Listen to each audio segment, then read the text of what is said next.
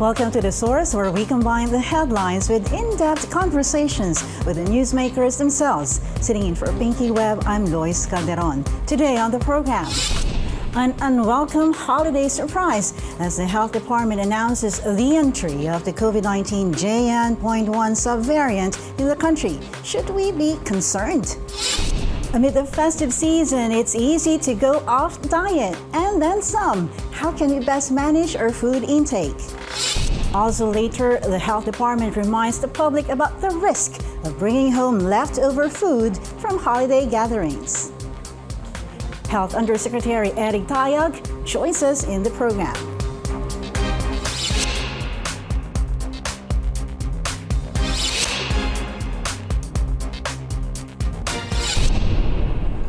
The Health Department has confirmed the entry of the new COVID-19 subvariant JN.1 into the country.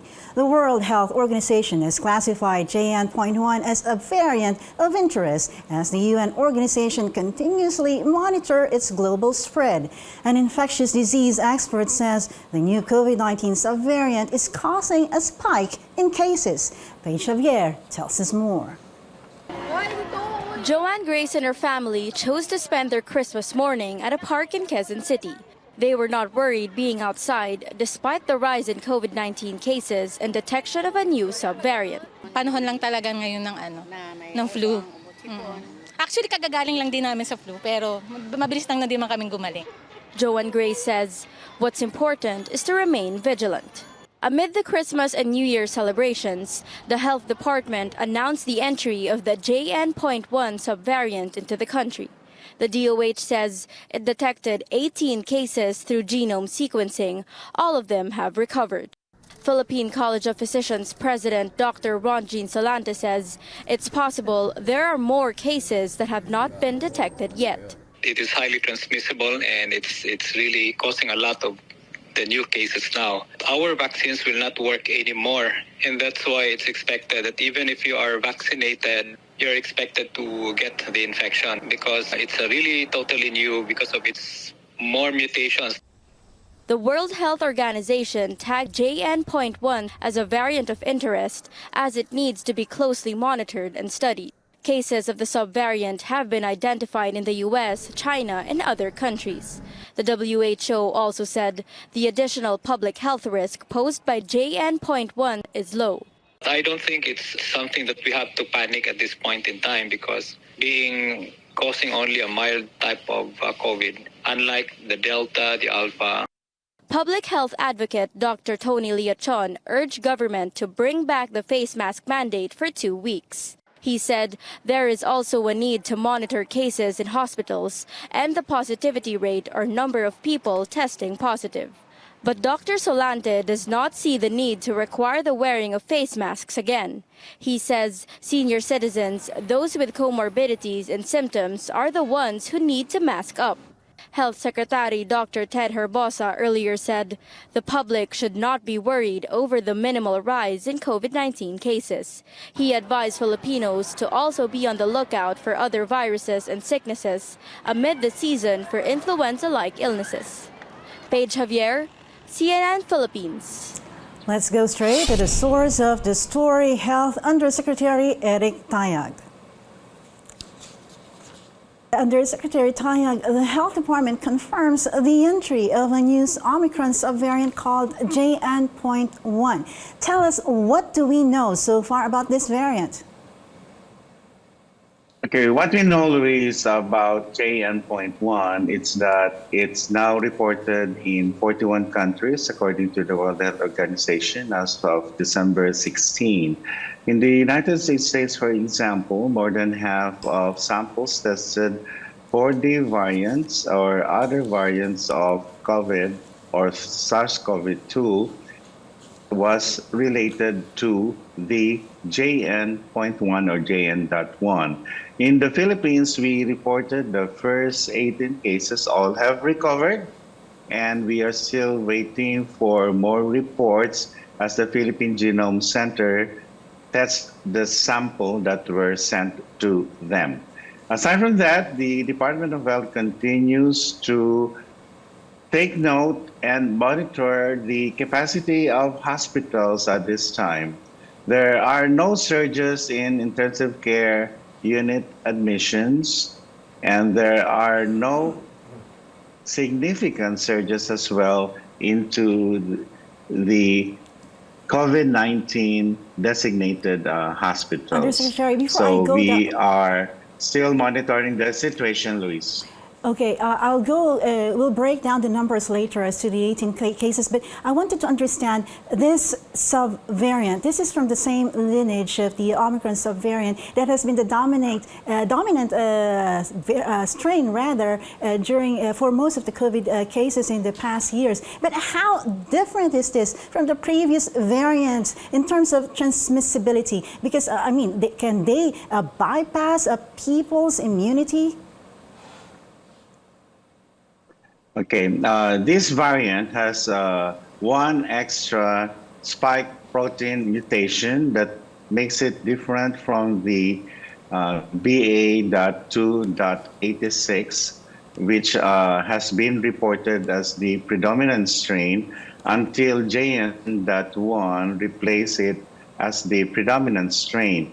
It is highly transmissible, and you heard Dr. Solante, but the vaccines that we have that were given, including the booster doses with the bivalent COVID vaccines, were still going to protect individuals from getting hospitalized, Lois. So you're saying, Undersecretary Tayag, that the vaccines, the bivalent vaccines and the previous vaccines that we had still are effective, and that this new that's Omicron subvariant won't bypass or get past these our immune system of those who already had those vaccines.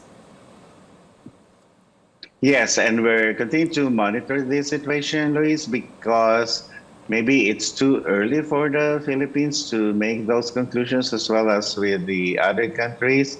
There are reports that severe cases from JN.1 are happening, and we want to confirm if this is true.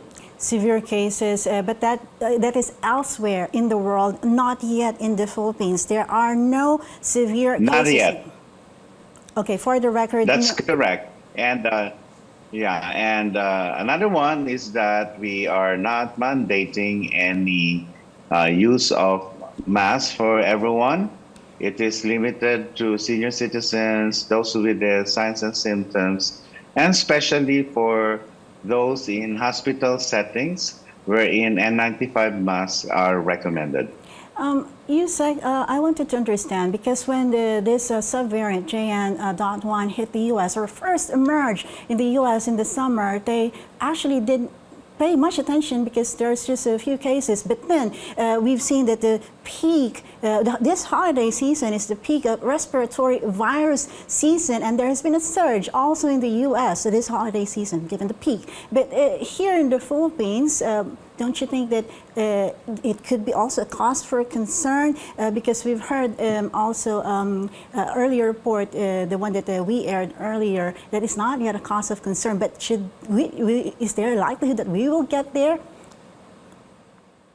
Well, in September, when the United States was able to discover the JN.1, it only comprised 1% of the strains reported by the Centers for Disease Control, and now it's more than 20%, half. yes. That is where they made conclusions that this was highly transmissible.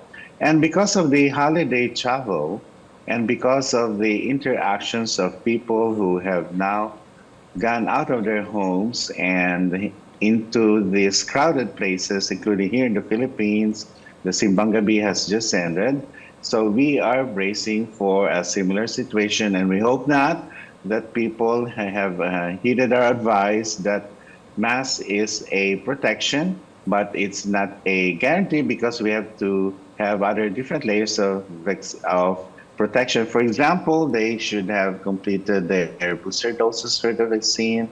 They would stay home if they have signs and symptoms. They would get themselves tested. Hand washing is still a best practice. Avoiding crowded settings, is one that will help us prevent more cases. Since Over to you, Luis. Yeah, 18 cases you've said already recovered and none were severe. But then we are no longer conducting tests on a regular basis. Therefore, there could be chances that there are cases left unchecked. Do you think there could be more cases apart from the 18 that already were reported and recovered? Luis, please recall, even before we reported the JN.1, the Department of Health already announced that we may have JN.1 in the Philippines because of the holiday travel and the high transmissibility of this particular variant. And so we did, and exactly a few days later, we were able to report JN.1. The same is true for Mycoplasma pneumoniae. We also reported it after announcing it that the walking pneumonia reported in China is also one of the pathogens that is common in the Philippines, and it's only a matter of time before we report them. We'll be taking a short break. This is The Source on CNN Philippines. Please stay tuned.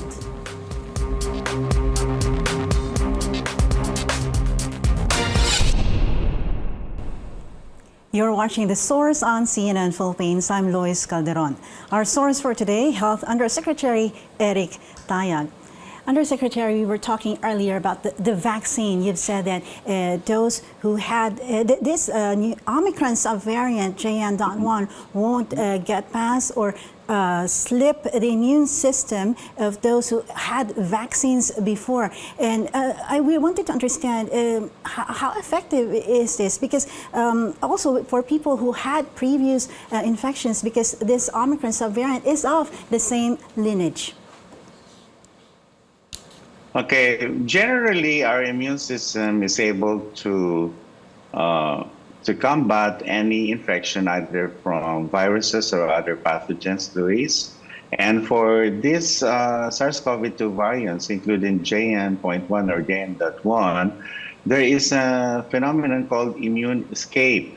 Our immune system is not able to actually put them in check. And that's why the only protection we have is we have been vaccinated. And then, of course, this puts an alert to all those experts and look at the data, and the observations remain that our vaccines, the currently we use, and those new vaccines used in other countries as well, still have that protection against any hospitalization or severe or complicated cases that may arise from JN.1. But as of now, only mild forms of the disease result from a JN.1 infection, Luis. So two things. People who had previous infections from the same Omicron strain could still be reinfected, and then the other point would be the vaccine. But do you think, Undersecretary, kailangan pa po ba ng additional doses to improve protection? Okay, that begs the question whether or not more doses are required, especially of the speed that these viruses actually mutate. We are just lucky right now that the vaccines that were given to many of the Filipinos still work against JN.1 and also against other variants. We may see in the near future that we may have newer vaccines that will take care of any more mutations that can occur. Is there a chance that these vaccines will be readily available in the pharmacy? Okay, they may not be available as fast as we could because we cannot buy them anymore, but there are other mechanisms that we can get hold of the newer vaccines just from donations. But the limitations from donations is that we only get a pittance of the number that may be required. But that is also not a problem because this will not be recommended for the general population as yet. It will be again for senior citizens, those with morbid conditions, and especially our frontline health workers if these new vaccines are actually provided in the country in the future. A pittance or of the ration that we are getting from organizations, global organizations. But is there a vaccine specifically for Omicron? Is the DOH eyeing to get these vaccines elsewhere or procure them, and are they factored in the 2024 budget? Luis, we had it. We had the COVID bivalent vaccines that were donated by Lithuania, and we had a good vaccine coverage for these booster doses, including the bivalent COVID vaccine.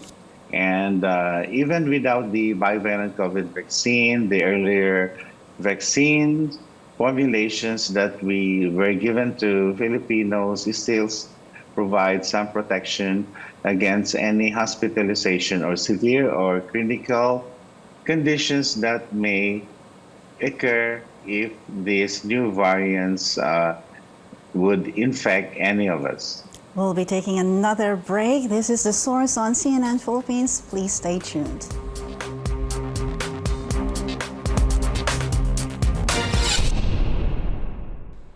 You're watching The Source on CNN Philippines. I'm Lois Calderon. Our source for today, Health Undersecretary Eric Tayag. We were earlier discussing paano nga ba makontrol ang pagkain, lalo na ngayong holiday season. But Undersecretary, in the event na mahirapan talaga, we cannot avoid the binge eating during the holiday season, what can we do to compensate? Exercise or any alternative food? Well, we can still change our habits, although studies have shown, Luis, that it will be difficult for many of us.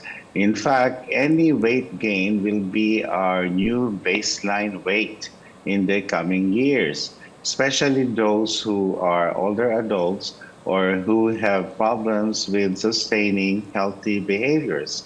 So as soon as the holidays are over, we set our targets, make sure that we go back to our habits of healthy eating and that we are able to be consistent so that in the long run, we will be back to our healthy selves.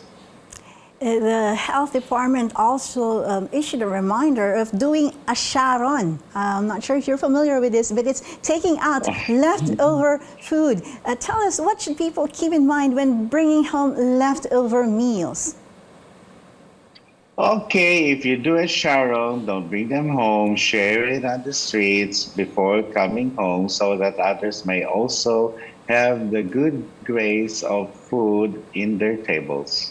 Yan po ay charity ngayong Pasko at matitikman din ng ating mga kapuspalad yung masarap na pagkain na inihain sa atin ngayong Kapaskuhan. But what could happen if hindi po maayos yung naiuwi na food, kung sakali man na naiuwi pa rin? Okay, there's a golden period for food, so any leftover, including the sharon foods, will have to be reheated.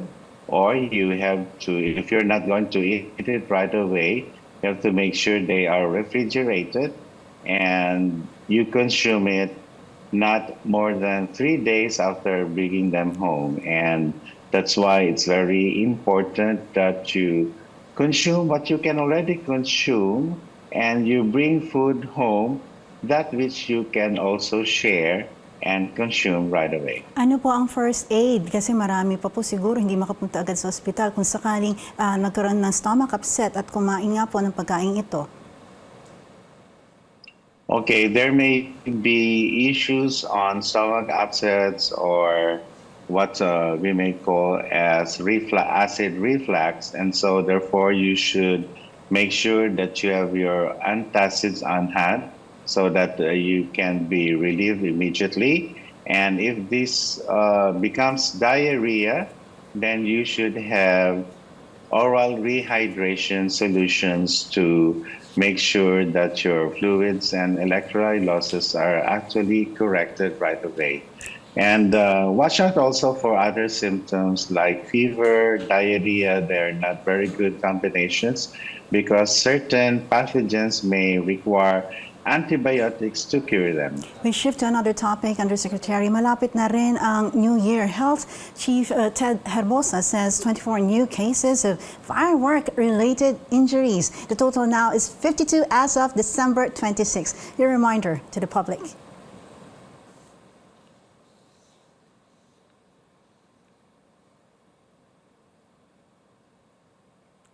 Okay, we're having some technical glitch here. Undersecretary, your mic is on mute. Luis, that's correct. There are 52 new. There are 52 cases now of firework-related injuries. 5 of them had amputations. And so this is the day we report that there have been amputations. And out of this 52, 20 come from the National Capital Region. And 5-Star has overtaken other fireworks in resulting into these injuries. And so we have to remind people that as the New Year comes closer and closer, that we should prevent more of these injuries. A trip to the hospital is not something that you want on New Year's Day, especially that hospitals are expected to be packed. Our doctors will be on hand, of course, to provide services, and even Secretary Ted Herbosa on Rizal Day will be visiting selected hospitals to make sure that the preparations are adequate or enough. So, and maybe, just maybe, if there are firework-related injuries that we will be able to see during those visits, we can have still our last-minute appeal so that many of our citizens will be injury-free this coming week. So those are the reminders from the Department of Health. Thank you, Health Undersecretary Eric Tayag. Thank you for joining us here on The Source. Sitting in for Pinky Web, I'm Lois Calderon. You're watching CNN Philippines.